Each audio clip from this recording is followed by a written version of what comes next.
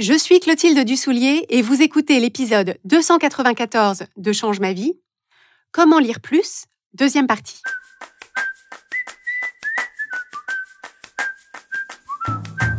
Bienvenue sur Change ma vie, outils pour l'esprit.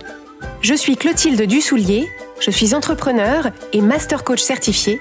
Et sur ce podcast, je vous livre chaque semaine des outils précis et concrets pour comprendre les mécanismes de votre cerveau et de vos émotions et construire exactement la vie à laquelle vous aspirez. Je suis heureuse de vous retrouver cette semaine pour le dernier épisode de Change ma vie avant la césure d'été, dans lequel nous allons poursuivre avec des pistes pour résoudre une difficulté qui concerne beaucoup d'entre vous, l'envie de lire davantage, mais la difficulté à faire de la place pour cette activité dans votre vie. Comme je vous l'expliquais la semaine dernière dans l'épisode 293, j'ai eu envie de vous proposer cet épisode suite à plusieurs échanges que j'ai eus récemment avec plusieurs personnes différentes qui exprimaient ça, une forme de désarroi, de frustration, en remarquant que malgré leur envie en théorie de lire, elles n'y arrivaient pas en pratique ou pas autant qu'elles le voudraient.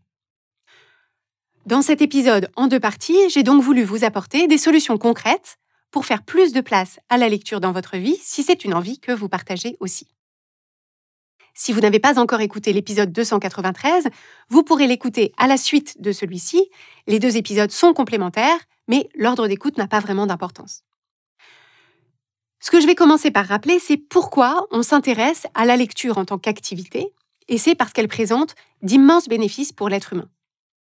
Lorsque vous utilisez votre temps pour lire, et en fonction de ce que vous choisissez de lire, ce temps de lecture peut être un temps d'apprentissage, de questionnement de vos modes de pensée, de construction de vos propres réflexions et opinions. Lire vous permet de renforcer et de structurer non seulement votre connaissance de la langue, que vous lisiez d'ailleurs dans votre langue maternelle ou dans une langue étrangère, mais aussi votre vision du monde. La lecture crée un espace pour rêver, pour alimenter votre imagination et votre vision pour votre vie, et vous procure le plaisir unique, incomparable, de vous plonger dans d'autres vies que la vôtre au fil des pages. Comme je le soulignais déjà la semaine dernière, lire des récits, qu'ils soient réels ou fictifs, est un moyen exceptionnel de développer votre intelligence émotionnelle et collaborative. Lorsque vous vous exposez aux existences de personnes différentes de vous, à leurs perspectives uniques, à leurs défis spécifiques, vous habituez votre cerveau à considérer cette diversité de points de vue et donc à les comprendre et les intégrer dans vos situations de vie. Et ça, c'est une très grande richesse qui va être de plus en plus valorisée sur le plan humain et relationnel, et ça va être une grande force pour vous sur le plan professionnel et politique. Je pense qu'on peut tous s'accorder sur les bénéfices de la lecture, et pourtant vous constatez peut-être que vous ne lisez pas, ou plus, que vous lisez moins aujourd'hui qu'à une certaine époque, et qu'en tout cas, vous ne lisez pas autant que vous aimeriez. Donc mon objectif avec ce double épisode, c'est d'explorer avec vous les obstacles possibles à la lecture et vous proposer des pistes pour lire davantage si c'est ça que vous voulez. Dans la première partie de ce double épisode, on a exploré les premières pistes. Clarifier le pourquoi et le quoi. On a parlé de vous affranchir des jugements que vous avez de vous-même en tant que lecteur ou lectrice et de la hiérarchie que vous avez peut-être établie entre les bonnes lectures ou les mauvaises lectures. On a parlé de la 3e piste qui est de vous autoriser à lire exactement comme vous voulez, sans vous sentir entravé par les règles qui dicteraient le comportement du petit lecteur ou de la petite lectrice parfaite. Et on a vu ensemble de quelle façon lire est une liberté et de quelle façon vous pouvez en jouir pleinement. La 4e piste que je veux vous apporter maintenant, qui est vraiment clé si vous voulez lire plus, c'est de protéger votre attention. On vit une période unique de l'histoire de l'être humain et de l'histoire du cerveau humain, dans laquelle notre attention est constamment et plus que jamais sollicitée. Les notifications de toutes sortes et de toutes parts, les réseaux sociaux, l'offre pléthorique de séries et d'émissions et de vidéos, les news 24 heures sur 24 et 7 jours sur 7, les applications de rencontres, la publicité, les emails, les SMS, les applications d'instant messaging, les jeux sur nos smartphones. Toutes ces applications, tous ces divertissements, tous ces messages sont conçus dans le but parfaitement avoué de capter et de retenir votre attention pour en faire commerce. Et toutes ces applications, tous ces divertissements, tous ces messages sont conçus pour activer de façon très intentionnelle les circuits de récompense de votre cerveau pour que vous ayez perpétuellement envie d'y retourner, de vous reconnecter et de rester connecté ensuite le plus longtemps possible. D'ailleurs, Reed Hastings, qui est le cofondateur de Netflix, a dit publiquement il y a quelques années « Nous ne sommes pas en concurrence avec les autres services de streaming vidéo, nous sommes en concurrence avec le sommeil. » Il n'avait aucun doute sur qui des deux allait gagner, et s'il vous est déjà arrivé de rester scotché à engloutir des séries jusqu'à 2h du matin alors que vous devez vous lever tôt le lendemain, vous savez qu'il avait 100% raison. Netflix 1, le dodo 0. Mais pour revenir spécifiquement au sujet de la lecture qui nous occupe aujourd'hui, ce qui est certain, c'est que dans la bataille entre ces formes de divertissement d'une part, avec leur puissant pouvoir d'attraction pour le cerveau humain, et la lecture d'autre part, la lecture n'a aucune chance. Pourquoi ? Parce que, contrairement à toutes ces formes de divertissement, la lecture demande un effort pour s'y plonger. La lecture nous demande de la concentration, de l'attention, donc des ressources de notre cerveau, nous demande d'être présent ou présente et engagé. Selon notre aisance de lecture, selon nos capacités neurologiques de concentration, le degré d'effort est variable, mais c'est toujours un effort. Le livre ne se lit pas tout seul, les chapitres ne se lancent pas automatiquement comme un nouvel épisode de la série. Là où les réseaux sociaux, la télé ou les séries nous permettent d'être passifs sur notre siège de métro, dans notre canapé ou dans notre lit, à nous abreuver de couleurs, de lumière, de sons, qui activent nos circuits de dopamine comme des guirlandes clignotantes à Noël, la lecture nous demande d'aller chercher tout ça nous-mêmes et de recréer, d'imaginer dans notre tête toutes les couleurs, toutes les lumières, tous les sons, tous les messages et toutes les histoires. Pour faire un autre parallèle, il y a d'un côté une expérience qui correspond à un véhicule autonome qui vous conduirait un peu partout sans que vous ayez à bouger autre chose que votre pouce pour scroller ou pour appuyer sur la télécommande. Et de l'autre, ça correspond plutôt à une randonnée à vélo sans assistance électrique. Si vous voulez avancer, il va falloir pédaler.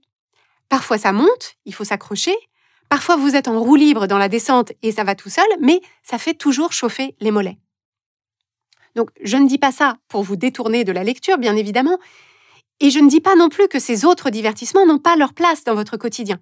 Et en particulier, il y a effectivement certaines séries, certaines émissions, certains contenus de très grande qualité sur les réseaux sociaux qui ont des choses précieuses, des choses de grande valeur à vous apporter. Je dis simplement que si vous voulez lire plus, si vous voulez que la lecture gagne la bataille au moins une fois de temps en temps, il va falloir créer un environnement dans lequel vous contrebalancez cette concurrence déloyale. J'ajoute, si ça peut achever de vous persuader de vous intéresser à cette question de votre attention, qu'il y a une dimension politique à tout ça. Est-ce que collectivement, on a envie de devenir de plus en plus une population d'individus passifs et hypnotisés qui se nourrissent de contenus qui s'enchaînent automatiquement, des contenus faciles à consommer, faciles à digérer? Ou est-ce que collectivement, on a envie d'être une population d'individus actifs qui vont chercher, choisir, sélectionner les contenus qui les intéressent, qui vont au-devant de raisonnements et d'informations parfois contradictoires, de questions difficiles qui n'ont pas ou pas encore de réponse, qui se questionnent, qui structurent leurs pensées, qui nourrissent leur imaginaire, qui découvrent le monde, les gens et des points de vue différents. Alors bien sûr, vous et moi, nous ne sommes que des individus. Ce que nous choisissons de faire, vous et moi, individuellement, ne changera pas ce que fait, collectivement, toute la population des individus qui nous entourent. En revanche, ce que nous, vous et moi, nous choisissons de faire individuellement détermine d'abord notre propre trajectoire de vie, il faut le garder en tête, mais nos actions ont aussi un pouvoir d'influence sur les individus qui nous entourent et qui nous voient même de façon périphérique.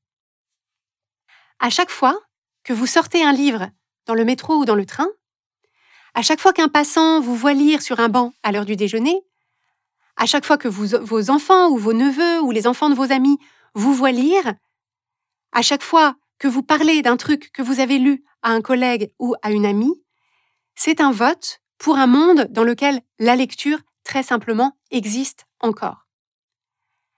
Donc, ma recommandation, pour que vous puissiez non seulement vous adonner vous-même à ce plaisir, mais jouer ce rôle d'influence aussi dans un monde qui est de plus en plus structuré pour vous en détourner, c'est de sanctuariser votre temps de lecture. De marquer clairement un moment de votre journée ou un moment de votre semaine comme étant le moment où vous lisez. Ça peut être au petit déjeuner, ça peut être pendant votre temps de trajet si vous prenez les transports en commun, ça peut être le samedi quand vous emmenez vos enfants au parc, ça peut être 15 minutes après le dîner, ça peut être au moment où vous vous couchez, en prenant soin de vous coucher avant d'être tellement épuisé que vous vous endormez au bout d'une demi-ligne. Et dans ces moments-là, dans ces circonstances-là que vous avez choisies pour vous-même, votre mission, c'est de protéger votre attention comme la chose la plus précieuse que vous avez, c'est-à-dire notamment d'éviter d'avoir votre téléphone à portée de main pour interrompre ce réflexe machinal de l'attraper à tout bout de champ et, en tout état de cause, pour ne surtout pas avoir de notifications qui puissent vous interrompre. Et votre mission bis, c'est d'accepter comme étant 100% normal votre difficulté à rester concentré et les 1000 distractions extérieures ou intérieures qui vous détournent de votre lecture. C'est complètement normal puisque votre environnement quotidien dresse, entre guillemets, votre cerveau à sauter d'un sujet à l'autre, d'une distraction à un autre, d'une notification à une autre. Et ça peut être d'autant plus marqué si vous avez certains facteurs de neurodiversité qui limitent votre capacité de concentration ou qui conduisent votre cerveau à partir dans plein de directions sur un sujet donné. Quand vous remarquez que votre attention s'est échappée et que vous n'êtes plus en train de porter votre attention sur le livre que vous vous proposiez de lire, n'en voulez pas à votre cerveau, ne vous en voulez pas. Observez simplement ce phénomène avec une curiosité amusée si possible, comme si votre cerveau était un petit chiot dont il fallait canaliser l'énergie. Et rappelez-vous simplement, c'est le moment que j'ai réservé pour la lecture, c'est ça que j'ai envie de faire de ce moment-là, maintenant, et le reste peut attendre. Pour ma part, j'avais remarqué que quand je lisais, je me retrouvais souvent sur mon téléphone sans avoir bien compris comment je m'étais retrouvée là, parce qu'en réalité, ce qui se passait, c'est que je lisais quelque chose dans un livre, quelque chose qui m'intriguait, et j'avais envie, par exemple, de chercher une info complémentaire. Ou alors, j'avais envie de noter un autre livre auquel il était fait référence et que j'avais envie de lire. J'avais envie de vérifier quelque chose. Ou alors, ce que je lisais me donnait d'un coup une idée géniale que je voulais noter. Donc, je prenais mon téléphone dans l'idée de chercher telle info ou de noter telle idée. Mais une fois que j'étais sur mon téléphone, une chose en entraînait une autre. Je voyais une notification, j'avais encore une autre idée, une autre envie de vérifier quelque chose. Je relevais mes mails, j'ouvrais Instagram, où je me disais « Tiens, quel temps il va faire demain ?» etc. Et sans que je m'en aperçoive, une demi-heure plus tard, je m'apercevais que j'étais sur mon téléphone et que j'étais pas revenue à mon livre, alors que c'était ça que je me proposais de faire de ce temps-là. Donc maintenant, quand je lis, ce que je fais, c'est que je mets mon téléphone ailleurs, hors de portée, et j'ai plutôt à mes côtés un carnet sur lequel je peux noter rapidement ces pistes ou ces idées pour y revenir plus tard. Donc ça me permet rapidement de revenir à ma lecture tout de suite, sans m'éparpiller, sans me laisser happer par les 1000 distractions de mon cerveau et de mon téléphone.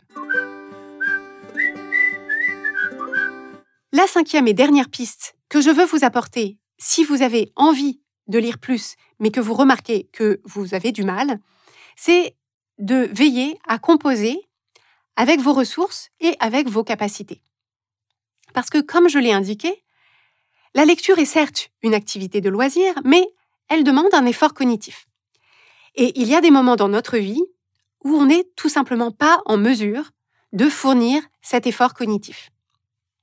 Ça peut être, par exemple, dans des moments de grande fatigue, de manque de sommeil. Alors, c'est particulièrement le cas si on a des enfants petits. Dans les moments où on est très préoccupé ou stressé par un problème, si on est malade ou convalescent, si on traverse un épisode de deuil, de dépression, de burn-out, tous ces facteurs influent sur notre énergie et sur nos capacités cognitives et donc sur notre capacité à nous concentrer sur un livre. Si vous traversez un de ces moments-là, ma recommandation, c'est d'abord de vous dire la vérité sur la façon dont vous vous sentez et sur l'état de vos ressources sans vous juger.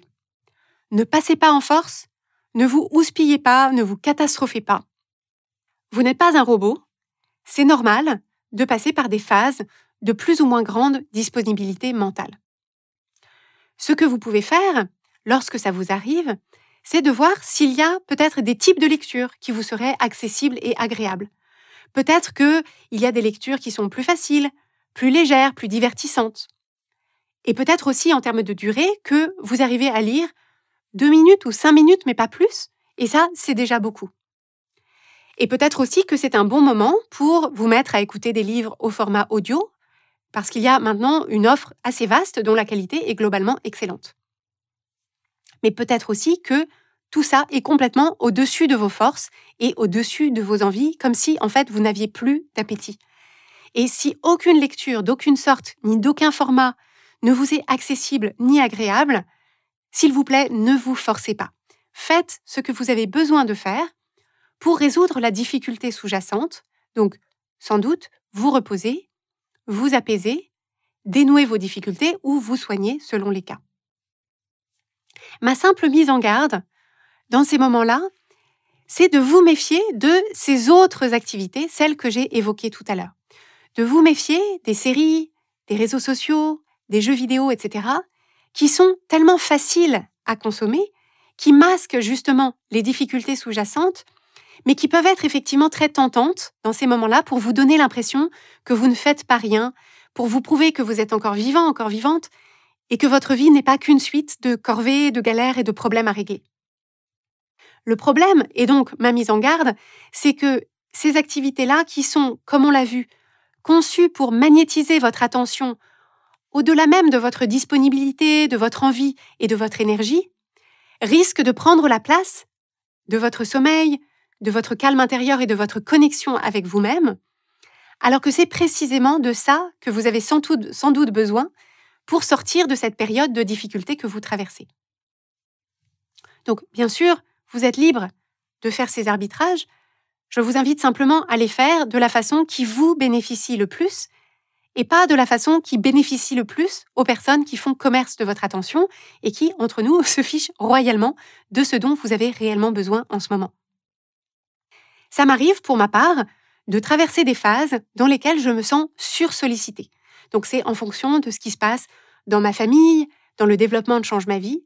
Je peux avoir une sorte de trop-plein d'informations entrantes, beaucoup de choses à penser, beaucoup de choses à gérer, un foisonnement d'idées. Et dans ces moments-là, j'éprouve le besoin de fermer les portes pour me retrouver seule avec mes idées et mes réflexions, pour avoir la place de faire le tri, de laisser décanter les choses et de m'entendre penser moi. Donc, je vous propose de vous donner à vous aussi cette liberté. Au cours de ce double épisode, on a donc exploré plusieurs pistes pour vous aider à lire plus si c'est de ça que vous avez envie. On a d'abord clarifié le pourquoi et le quoi. Ensuite, on a vu comment vous affranchir des jugements que vous avez de vous-même en tant que lecteur ou lectrice et de la hiérarchie que vous avez établie entre les bonnes et les mauvaises lectures. On a vu comment protéger votre attention pour créer un environnement propice à la lecture.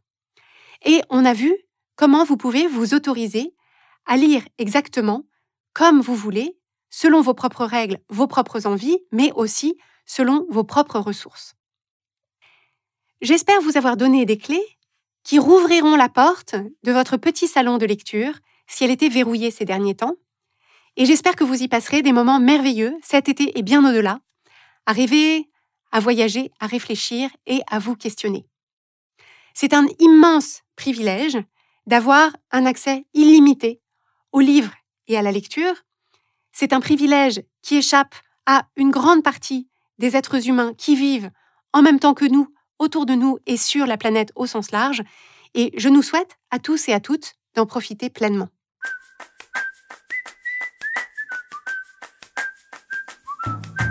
Si vous aimez Change ma vie, vous allez adorer Change ma vie mode d'emploi. Change ma vie mode d'emploi, c'est le programme de coaching qui va vous donner des ailes pour atteindre tous vos objectifs de vie. Grâce à notre méthodologie unique, nous allons vous guider pas à pas pour développer la vision riche et vivante de ce que vous voulez. Nous allons vous aider à trouver la clarté sur la façon la plus simple et la plus directe de l'obtenir et nous allons vous apprendre à soutenir votre élan tout du long en surmontant les obstacles avec confiance pour vous sentir avancer tous les jours vers la vie à laquelle vous aspirez. Si vous écoutez Change ma vie, c'est que vous savez que vous avez une vie extraordinaire à vivre. Une vie qui a du sens et un impact, et c'est notre mission et notre passion de vous y aider.